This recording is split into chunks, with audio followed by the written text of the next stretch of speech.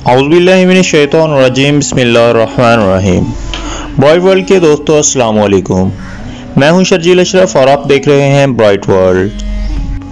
नाज़रीन इकराम, हमें अपनी रोज़मर्रा ज़िंदगी में बहुत से लोगों का सामना करना पड़ता है, जिनमें बहुत से लोग गुर्बत के बावजूद आला सिफ़ात के मालिक होते हैं, जबकि कुछ लोग आला ओहदों पर होने के बावजूद भी उनकी सोच बहुत निचले दर्जे की होती है, जो कि उनके ख़ानदान और खून की पहचान करवाती है।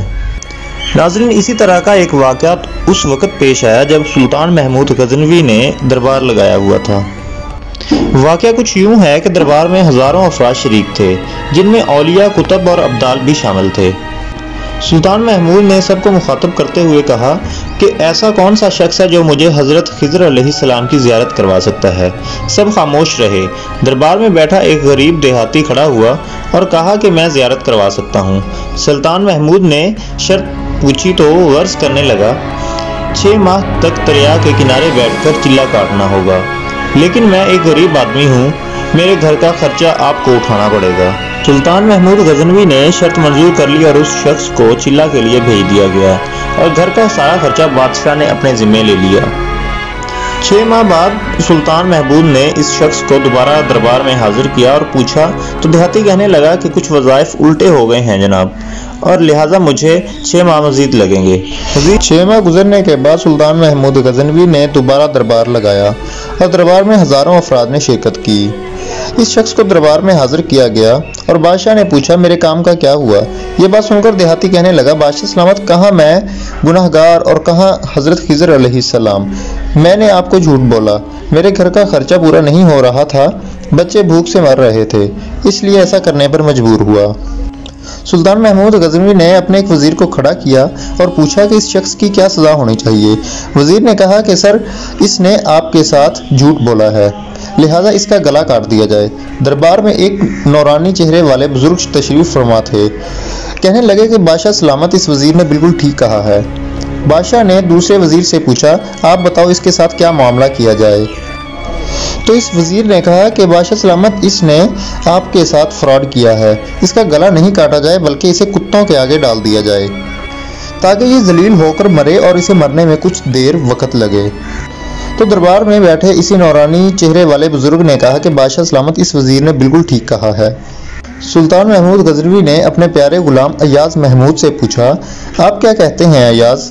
तो अय्याज़ ने कहा कि बादशाह सलामत, आपकी बादशाही से 1 साल एक गरीब के बच्चे पलते रहे, आपके ख़जाने में कोई भी कमी नहीं आई और ना ही इसके झूठ से आपकी शान में कोई फ़र्क पड़ा है।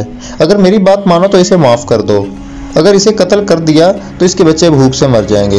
अय्याज़ की बात सुनकर महफिल में बैठा वही नौरानी चेहरे वाला शख्स दोबारा कहने लगा कि अय्याज़ बिल्कुल ठीक कह रहा है। चुनांचे सुल्तान महमूद गज़नवी ने इस बाबा को बुलाया और पूछा, आपने हर वज़ीर के फैसले को दुरुस्त कहा, इसकी वजह मुझे समझाइए।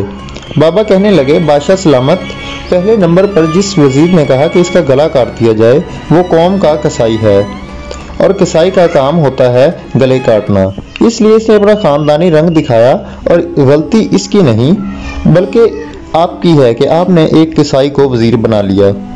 और दूसरा जिसने ये कहा कि कुत्तों के आगे डाला जाए, उस वज़ीर का वालिद बादशाहों के कुत्ते नहलाया करता था, कुत्तों से शिकार खेलता था, इसका काम ही कुत्तों के साथ शिकार करना होता था, तो इसने अपने ख़ानदान का तारफ़ करवाया। आपकी गलती है कि आपने ऐसे शख्स को वज़ारत दी, जहां ऐसे लोग वज़ीर होंगे वहां लोग भूख से ही मरेंगे। और तीसरा अय्याज़, जो इसने फैसला किया तो सुल्तान महमूद सुनो, अय्याज़ सैयद ज़्यादा है और सैयद की शान ये है कि सैयद अपना सारा ख़ानदान करबला में ज़िबा कर देता है, मगर बदला लेने का कभी नहीं सोचता। सुल्तान महमूद गज़नवी अपनी कुर्सी से खड़ा हो गया और अय्याज़ को मुखातब करके कहने लगा, अय्याज़, तुमने आज तक मुझे क्यों नहीं बताया कि तुम सैयद ज़ादे हो। अय्याज़ ने कहा, आज तक किसी को इस बात का इल्म ना था कि अय्याज़ सैयद ज़ादा है, लेकिन आज बाबा जी ने मेरा राज खोल दिया। आज मैं भी एक राज खोल देता हूँ। सुनो ए बादशाह सलामत और दरबारियों, ये बाबा कोई आम हस्ती नहीं बल्कि हज़रत खिज़र अलैहिस्सलाम ही हैं। नाज़रीन इकराम, इससे हमें यह सबक मिलता है कि जब हम किसी के साथ भी हम कलाम हों तो अपनी ज़बान का इस्तेमाल बहुत सोच समझ कर करें। क्योंकि इसी से ही हमारे ख़ानदान और खून की पहचान होती है। अच्छे बोल बोलना और अच्छी बातें करना हमारे अच्छे ख़ानदान होने की अक्कासी करेंगी। नाज़रीन इकराम, ये थी हमारी आज की छोटी सी वीडियो। उम्मीद करते हैं आपको बहुत पसंद आई होगी।